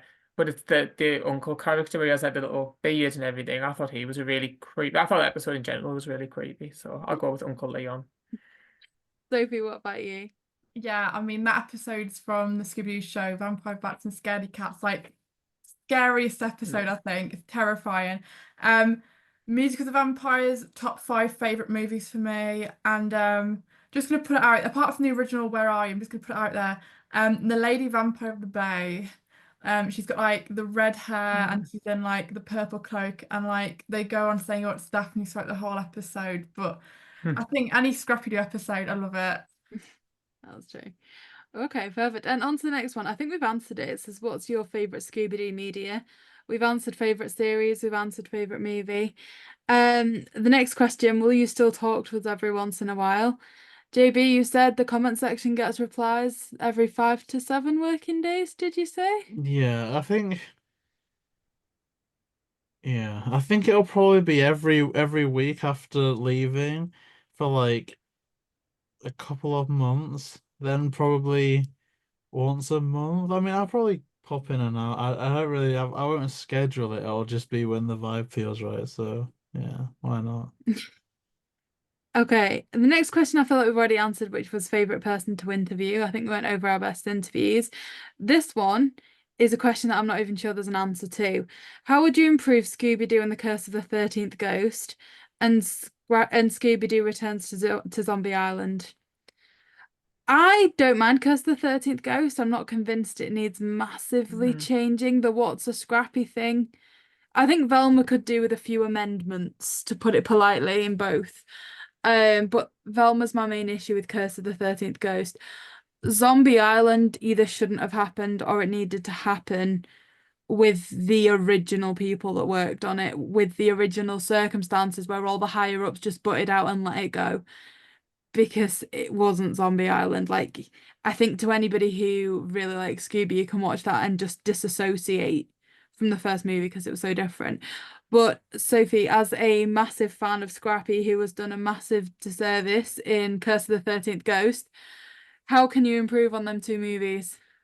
It's really annoying because overall, I really like the Curse of the 13th Ghost. All it needed was Velma not saying that one line, yeah? Just that one little line that meant so much, yeah? So much. Apart from that, yeah, that's fine. Like, I'd happily watch it. Like, I put on a lot more if she didn't say it. It's just that one line, that tiny line. And it returned to Zombie Island, yeah, there's no coming back. I think we all know in the situation that Warner Brothers were in at the time, you know, monsters aren't real. It was never going to happen, and they butchered it. So we forget about it. How is it they went from watching the first one and somehow thought they needed a monster truck to jump over a massive ramp above the house? Where does that come from when you see the first movie? I don't understand. But it's more, for me, the vibe of the movie, it feels a lot wet than like all the other Scooby movies. Like, it's like such a basic, like, I know Scooby-Doo's for children, but it's like another level of childness. Like, I don't know how to explain it. Like, I can watch most Scooby movies like, oh yes, this is a good one, but no, there's nothing to it. There was no feeling. It was wet and sad. Dan, what about you? Is there a way that Return to Zombie Island can be improved? Is there anything you'd change about Curse of the 13th Ghost? Yeah, I actually quite enjoyed 13th Ghost. I think the only issue for me was like right at the very end when it seems like it's got like a really nice resolve, and then Velma turns around and didn't you see she's like, oh, I just made that up or something. And I just felt like, why? Just why? But I didn't mind that one. The turns on just shouldn't have happened, just in general. Like I know even if they got the original team or whatever, I just think it's just one of those, just leave it alone. I don't think a lot of the Scoobies need a direct sequel. Like we say, normally it's just its own self-contained story. I just think they should have just left it. I'm better off just forgetting it even exists. I don't think there was any saving it, to be honest. No. And JayBee, what about you? For both Curse of the 13th Ghost and Return to Zombie Island, have Velma accidentally fall down the stairs in the first 5 minutes of both, and she's out of commission for the rest of the movie, and I think we've already improved quite a bit. That's my philosophy. No, I'm happy to leave that answer there.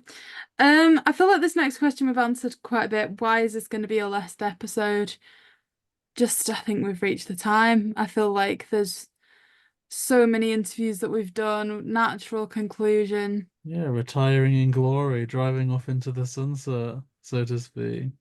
Next question. Do you want to see another Scooby Doo project with Nicholas Pilates, Kate Melton, Robbie Amell, and Haley Kiyoko?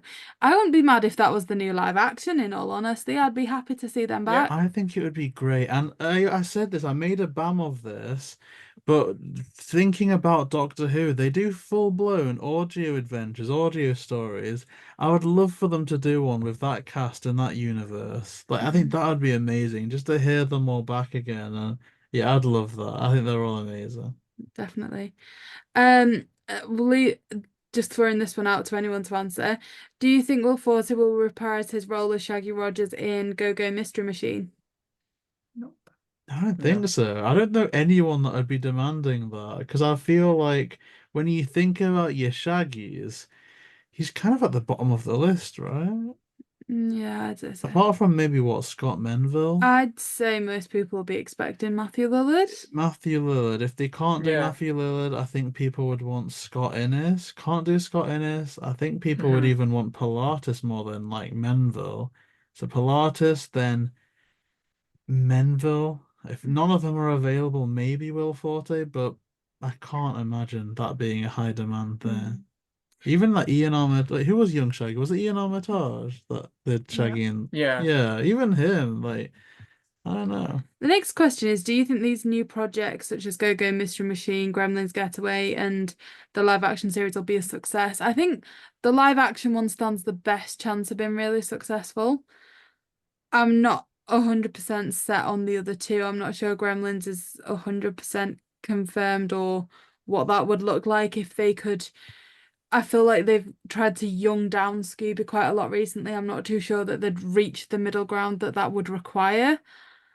And I'm not 100% there with Go-Go Mystery Machine just purely because of the Velma series, in all honesty. Sophie, what about you? What are your thoughts on the three? Do you think they'll be good? I think the live action's the one that I'm most excited for. The others, not so much.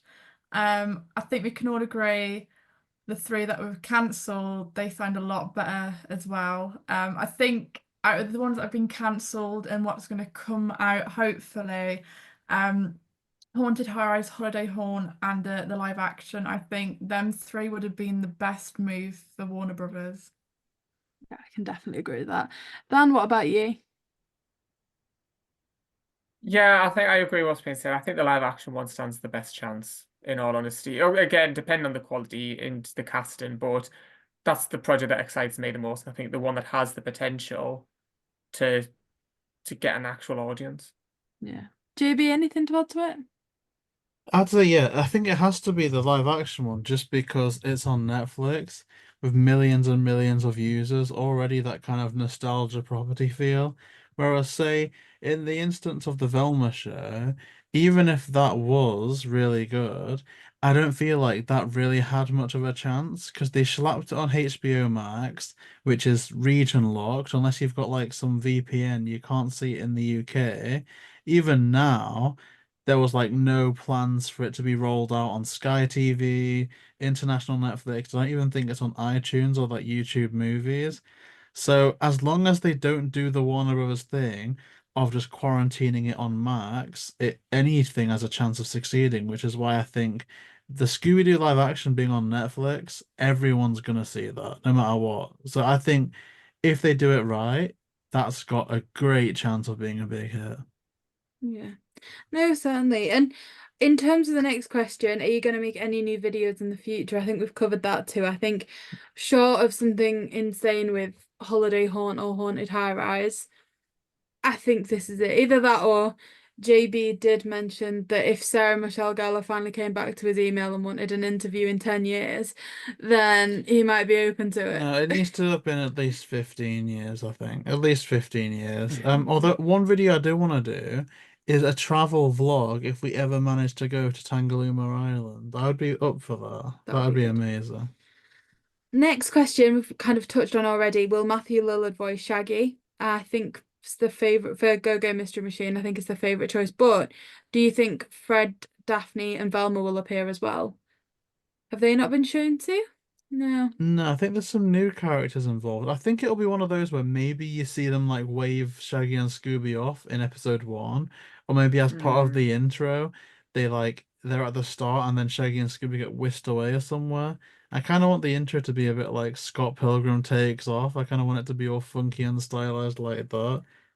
So maybe they get non-verbal cameos or some cameos at the start, but I don't think they'll be in every episode. I think at least some cameos, hopefully. This question is directed to you. Oh no. It says, "Dear JayBee and Milly, how many OnlyFan accounts has JayBee subscribed to, and how many of them have you interviewed on this channel? Best your number one fan." That's mad. That's actually a mad question. I don't think have we interviewed anyone with an OnlyFans Not that I account? know of. How many you subscribed to?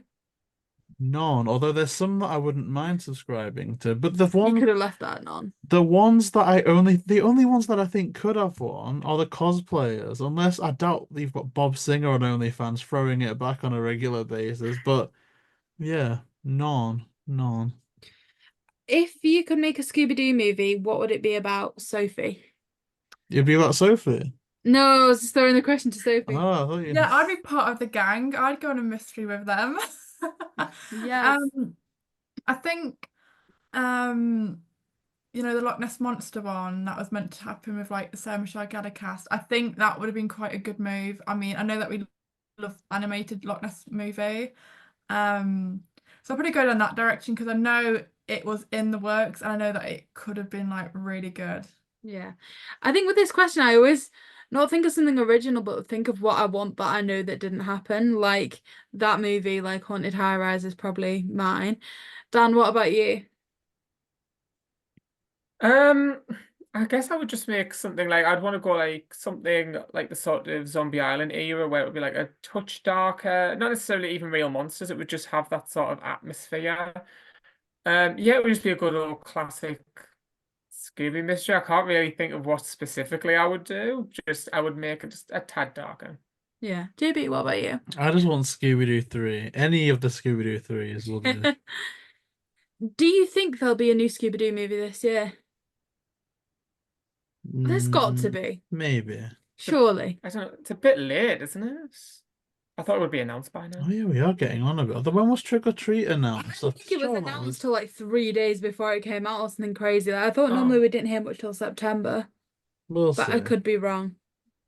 All I know is I won't be around for it, so Fingers crossed. Something, anything. Are there any monsters in particular you think could be used in more of like a horror setting for Scooby? Just throwing that one out well, there MC, too. we need to stop throwing stuff out. You know what I mean? No, because I'm also trying to just not go around in a circle and just keep repeating names every 2 minutes. So, are there any particular Scooby villains that you would like to see in a more horror-based Scooby? JayBee? I already made a bam about this, so I'll flash that up on the screen. That's my Okay. answer. Sophie? I think anything with like a ghost clown in it, like come on. Oh, Like that is perfect horror movie. I think with Minor 49er, I think he needs a redemption arc. In the live action, he is quite menacing. He's got like I think he's got like a pick, like an axe or something. Like he just doesn't look menacing in the cartoon, but I think he needs to be redeemed somehow. Like that would be nice. And I think certainly I think in the cartoon they weren't done justice. Dan, what about you? Any particular villains that are standing out to you? Not really. I think there are a few, like Sophie mentioned, Minor 49. It would be fun if some of the villains who have good potential could sort of be put in a different environment, maybe given a slight remodel and do it that way. But no, and I agree about the ghost clowns, actually. I think clowns are inherently scary, and I think, I don't know, in terms of Scooby, I think they could do a lot. Like, they could do different designs for different clowns, so that could be fun.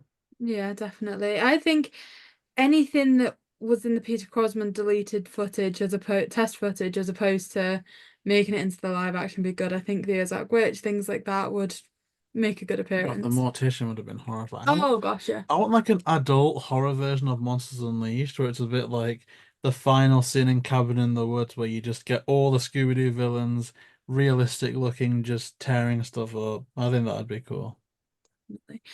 The next question, have you heard what happened to Scoobytopia or not? Yes, and they actually helped us get together the announcement clip that you will see at the end of this video. So massive thanks to them for that. Yeah, thank you to Scoobytopia. It's so weird. When I got this, I was like, what the heck? I did like a community post in support of Scoobytopia. Then I checked on like 3 days ago, as of recording this, he just decided to quit because of harassment and bullying.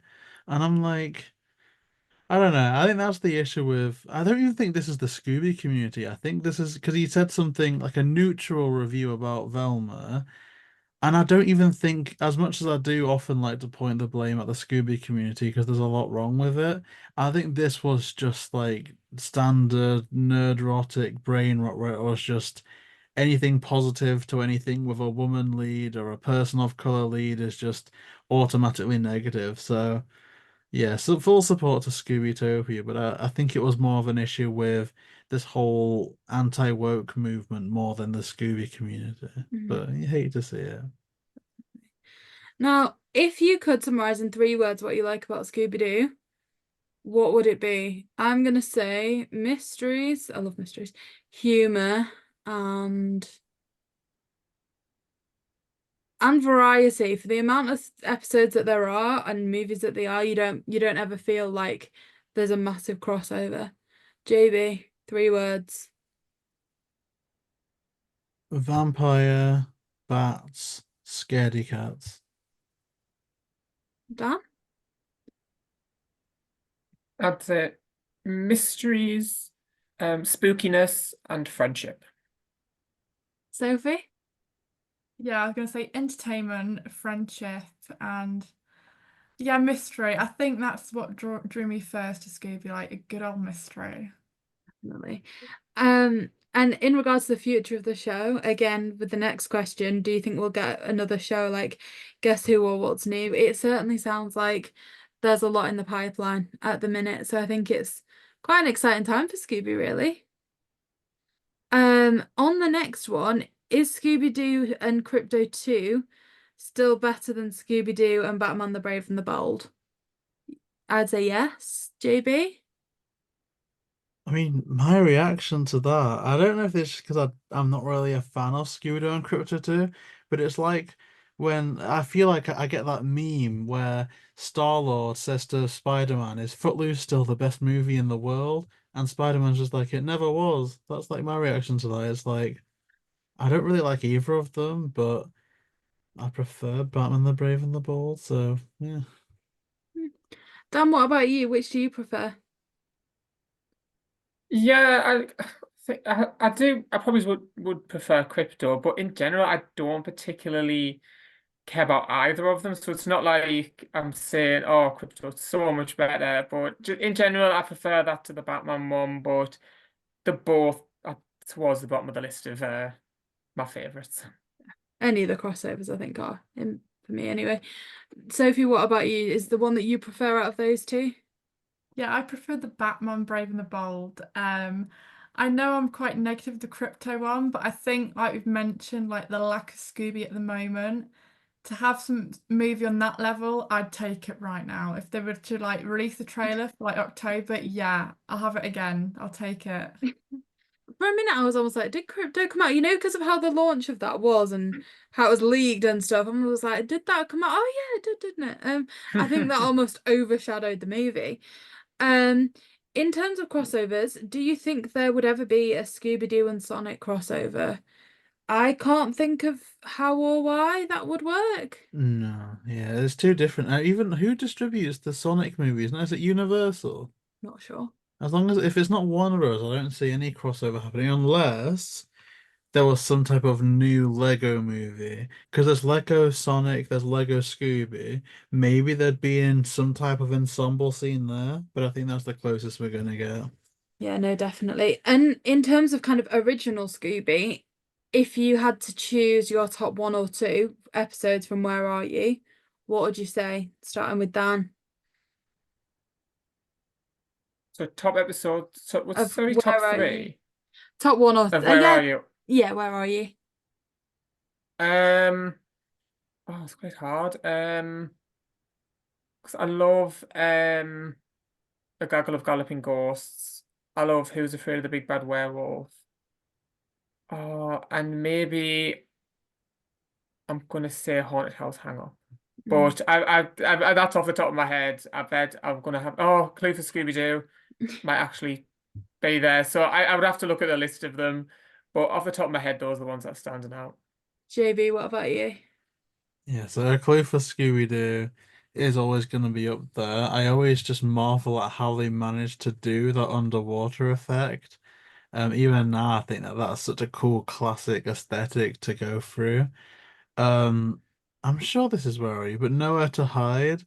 That's another one that I think is absolutely incredible, and it's a bit cliche, but Spooky Space Kook. I love that one a lot, especially with like the laugh and oh, and I love sci-fi. That's why I like Alien Invaders a lot as well. So anything alien-y, I love. Nowhere to Hide. That's the one where Shaggy finds the suction cups, isn't it? Yeah. Mhm. For whatever Mm. reason, that scene sticks so prominently in my brain. I don't know why. I think it's because, like I said, one of my favorite bits is the mystery, and that was like a proper clue. So that one's always been one of my favorites. Um, a clue for Scooby Doo was that you said JB. That one's got to be in there. And then What a Night for a Night. Oh yeah, Just what a you night for can't a not go night. back to an original. Sophie, what about you? What are your top three? This is such a tough one. My personal favorite is Jeepers. It's a Creeper. Like I love the Creeper. Um, I'm gonna say Spooky Space Kook and yeah, Captain Cutler. I love him. Yeah, I think the underwater scene, like JB said, is perfect. Like, Hmm. yeah, It but it's didn't. a tough one. It almost didn't age. Like some of them still look so good to go back to. And in terms of like making recommendations to people, does anybody have any favorite YouTubers that they enjoy or would recommend people going to watch other than, of course, this channel? No, well, I guess Tristan's Scooby Doo's podcast. That's Yeah. always going to be fun. Um, I don't know what audience would be watching this in common. I like spooky YouTube. Like I love stuff like Nuke's Top 5, where it's like, aliens in real life or ghosts spotted in this location, like ghost hunting. I know that a lot of it is probably going to be stage stuff, but I just can't stop myself from watching it. I absolutely love it. In fact, I would return to do that, a separate channel. I would love to go ghost hunting. Like, I want to convince Millie to do this, but there's like loads of YouTubers, like you've got Sam Colby, Huff Paranormal, Franco TV, that have like these things called REM pods and spirit boxes, and I really want to take them up to Pendle Hill on Halloween night and just do one of those sessions there. I would make a new YouTube channel like JB and Millie Paranormal, Jam Paranormal, or Jam Investigates, and do ghost hunting shows. I would love to do that. JB, you can't say Halloween night. I'm singing the Scooby song in my head. No, but I'd love to do that. Imagine that we could dress as Ghostbusters, or we could have like proton packs. I'd love that. If someone convince me, I will do that. I will start that channel. Okay, We're all gonna get high together. we're down to the last couple of questions here, and we're gonna start with Sophie for this one. What's your favorite Scooby Doo moment? I mean, there's so many. Like, it's endless. It's like you'd have to pick each incarnation. Yeah. Oh, this is impossible. I don't really have one. I love. Oh, no, pass. I Oh, don't know. I so have to good. think on that one. Okay, Dan, what about you? Yeah, it's one of those where I don't even know if I'm going to risk saying something because one of those where I know later on I'm going to remember something. No, that's my favorite moment. Yeah. So, oh, I don't know off the top of my head. I don't know. I quite like. I'm just going to say a scene that really sticks out to me that I really like is in the 2010 live action Scooby when the gang first meet over like the mystery box. I always think that's a sweet scene. That's such a lovely way for them to have met, how they had that shared bond. So that pick that as like my favorite moment. But I know there's loads that are better than that, but off the top of my head, that's what I'm thinking. I think mine's just a massive compliment session to Jennifer Hale. The I'm a Hex Girl song is just, I feel like I remember, like, I feel like that moment changed my life, like, genuinely. I feel like I was sat on Scooby from then. And for whatever reason, you know, the end of the Witch's Ghost movie where she does the spell to get the witch back in the book. I remember, like, from seeing that the first time, I remembered that spell. Like, I just loved it. So I'm gonna say the Hex Girls are like my best Scooby moment. JB, what about you? I think everyone knows mine. Oh, It's no. the end of the 2002 movie where Scooby's potentially going to become a rapper rice.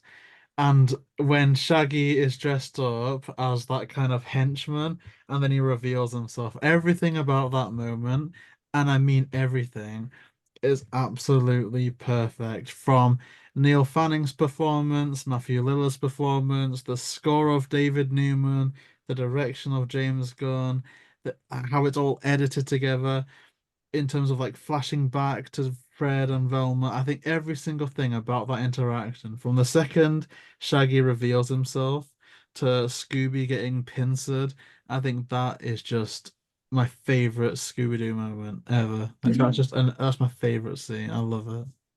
Oh, you impressed me then, JayBee. When you said 2002, I was waiting for the weird simping to start. So I'm quite happy with that answer. There's no sympathy. And we're down to the last question, which I feels like more of a compliment than a question.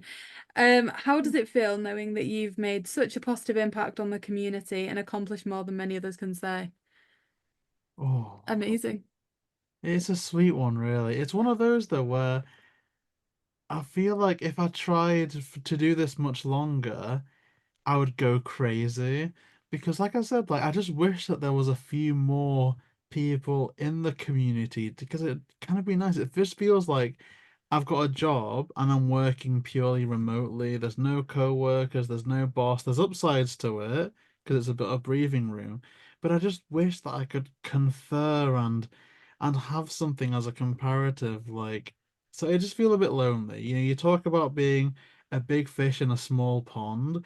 I feel like I'm the biggest fish, but I'm in a desert and I'm drying up. Like it's amazing, no one else is there, but there's only so long you can flop about by yourself until it feels a bit tired. So it's amazing. I think we've accomplished a lot to a point where you do something like the show and it's normal, and then something like this first Screen Rant feature happens, and you think, okay, right place, right time, we've just got lucky.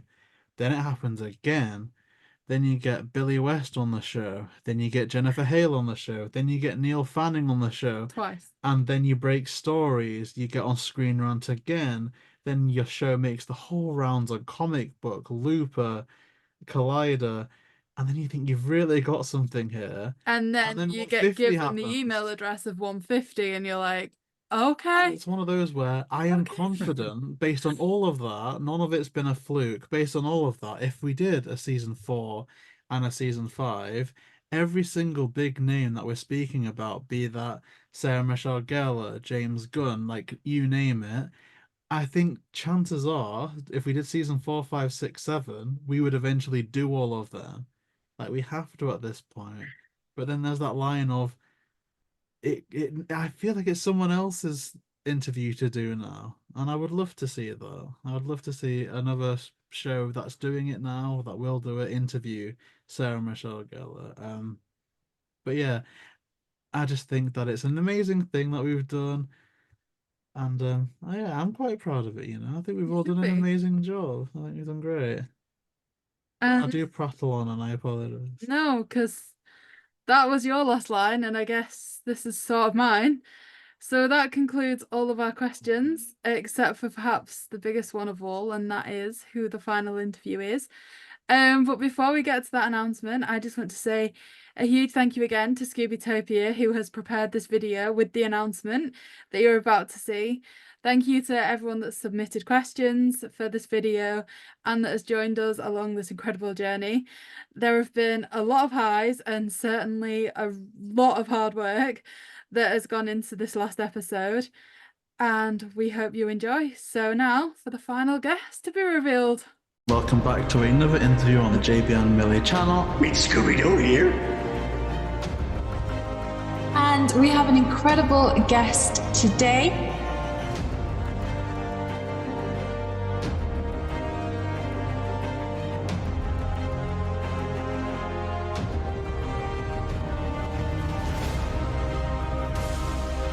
And the special guest who will be interviewing today is Mr. Billy West. Thank you so much for joining. Jennifer Hale, thank you so much for joining. The voice of Scooby Doo, Mr. Neil Fanning, thank you so much for joining. Mr. Scott Innes. Puppy power Little that Scrappy Doo. Yeah, you tell him, Scoob. We have both Kate Melton and Nick Pilatus. We will be speaking with Marty Gradstein. Scooby-Doo. Thank you so much for having me. Goodbye. Bye.